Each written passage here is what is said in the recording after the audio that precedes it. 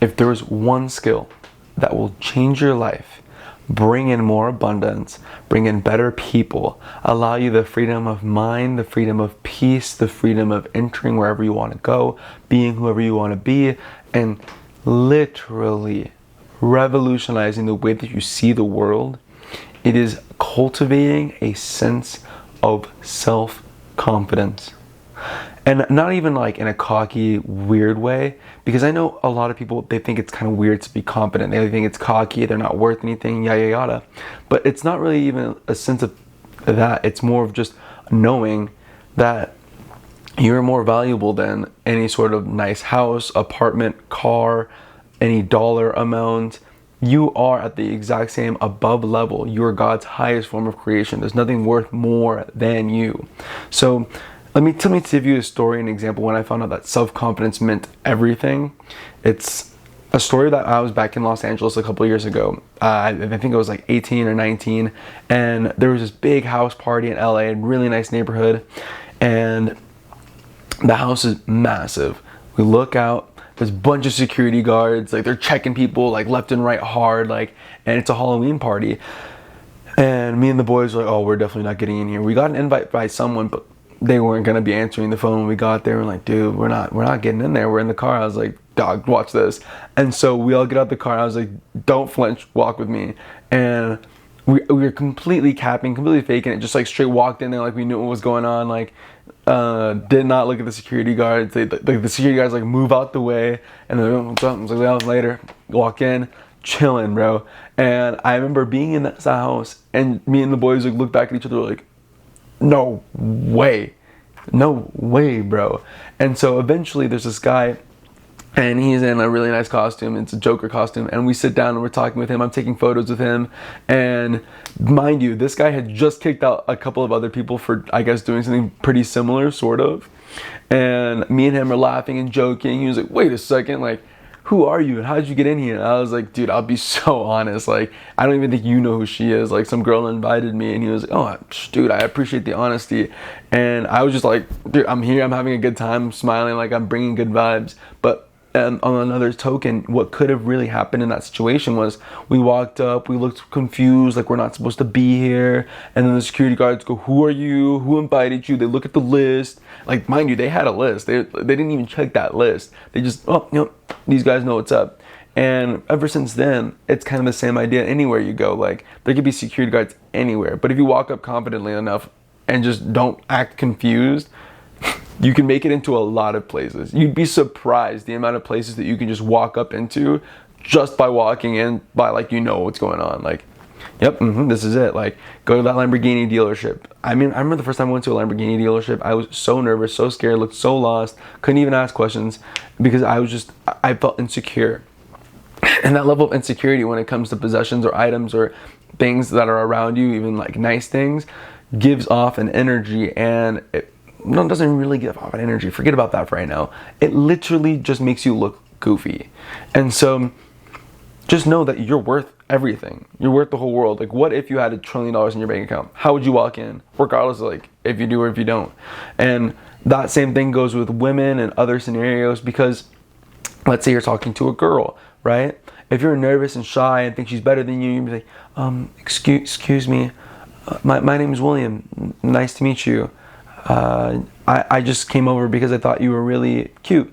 You know what I mean? Even like, don't do that. Like, if you were super confident, you would notice something about her outfit that you really liked. Like, oh, I really like the way that your dress matches like the metal on your shoes or something like that. I don't know. Like, I really like how your shoes match your hair or your earrings or something like that.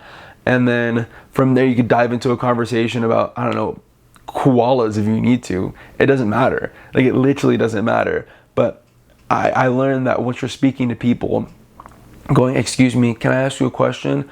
Looking for validation, like, stop doing that. You know what I mean? You don't need validation. Just start yapping. You know what I mean? And that's been one of the most revolutionary things I've ever learned at like a very young age. I was 19 and traveling the country in Montreal, and I was driving a little BMW, me and my homie, like basically homeless, like traveling the country. We ended up in Montreal, and this is where we started learning how to like talk to strangers. And I noticed that whenever I said, hello, excuse me, my name is can I ask you a question? 100% no. You're going to get a no. If you ask for validation within the first 3 seconds, someone's going to say absolutely not. And then so what you have to do is just say some stuff. Like now, whenever I enter a conversation, it could be the most random of thing. Like someone could say koala, or someone could say like Deer Valley, and I'm like, Deer Valley? Wait, have you guys been to Deer Valley? And then they're like, oh, that's blah, blah, blah, blah, blah, blah, blah. And then I'm like, oh, I've never been. And it's like, then you can start a conversation rather than talking about something so like, hi, my name is William, what is your name, where are you from? Even though that does happen sometimes, it's just awkward and weird, you know?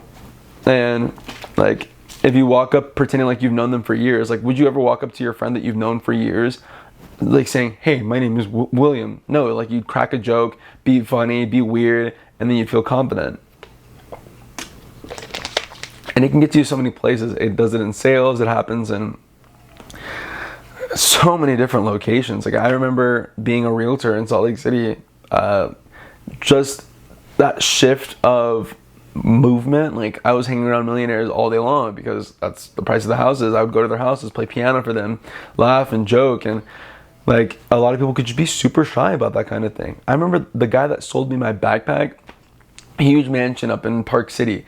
Like I walk up, and for some reason, we're just cracking jokes because the level of confidence, you're not shy. Like, oh my God, oh, what a nice house, man. Like, it's just good for yourself. Don't do that. It's weird. Just pretend like you've been there all your life because you have. You know what I mean? Like, you are worth something. And then you walk in, we laughed, we joked. Even there, I played piano. I do the piano playing thing a lot. It's fun. And I met his family, I met his wife, I met his daughter, and someone else. And it was just funny. Like, he offered to bring a drink. We just had a good time. And that happens anywhere I go. Anytime I meet people, I just act like I know them. And when you do that, when you act like you know what you're supposed to be doing and you're here for a purpose, you know what your purpose is, even if you don't, life just moves a lot more smoothly rather than you getting in your own way because you're not sure if you should be here or not. Because you are God's highest form of creation. Just remember that anytime you feel shy or like you're not worthy enough to do something, I don't even think it comes in that form of feeling. It comes in more of like a, I guess I really shouldn't be here. Maybe I should do something else. Like, oh, I'm not ready. My makeup's not good. I don't look pretty enough. I didn't wear the right outfit. Like they come in like that kind of stuff. Don't do that. You're copying yourself out. It doesn't matter. You're dressed perfectly fine for the occasion. You know you are. Your hair doesn't need to get done. No one can see your hair. No one can see the pimple on your face. No one can see any of the imperfections. You're the only one that can see those. And the second that you stop looking at them, you'll look a lot better to yourself and to others. Because really, no one can see your imperfections. No one. Literally no one. And the imperfections that they see aren't yours. Because you don't know which ones they have. The only thing they can do is put up the suggestion that there's one, and then you either onboard that stress or just say, nah, that ain't me. Straight up. You don't have any imperfections. Like right now you probably see me and you just see like, woo, cool, great guy. Like if I had to point out an imperfection, I'd be like, oh, my shirt's open too big, or I don't know, man, like maybe I'm not talking as good. Who cares? No one, I don't know, man. Just stop focusing on your imperfections because no one else can see them. Everyone else is worried about their own imperfections. So once you realize that like everyone else is in their own little echo chamber of negative emotions, you'll find out very, very quickly that, oh, no one is thinking about me. And then once you come into the picture with all this confidence and charisma and laughter and joy, they get to move all of that energy that they're directing at themselves into a positive light onto something else. So what you're doing is you're actually giving them a great opportunity to be around positivity, love, and light. So just think about that. Whenever you decide to say like, oh, I'm not ready, I'm not doing good enough, you're literally hurting other people. You're actively harming the people around you because they're so absorbed in everything else that they're doing that they need that break. They need that relief. They need that joke. They need that laughter. They need that conversation. They need the banter. They need your love. And what you're doing is you are literally taking away a piece of the puzzle that they need in order to get through the day. They need that smile, that hug, that high five, that, whoa, what's up? Like that, I like that about you, that compliment. You know what I mean? They need that from you. And so That's all I got for you. From my heart to yours, I love you. Cheers. I post every single day, so just subscribe and yeah, be confident. And when people say fake it till you make it, it's kind of true, but I don't really like that term. It's more just like, remember, you are God's highest form of creation. You're a human being. The other person next to you, human being.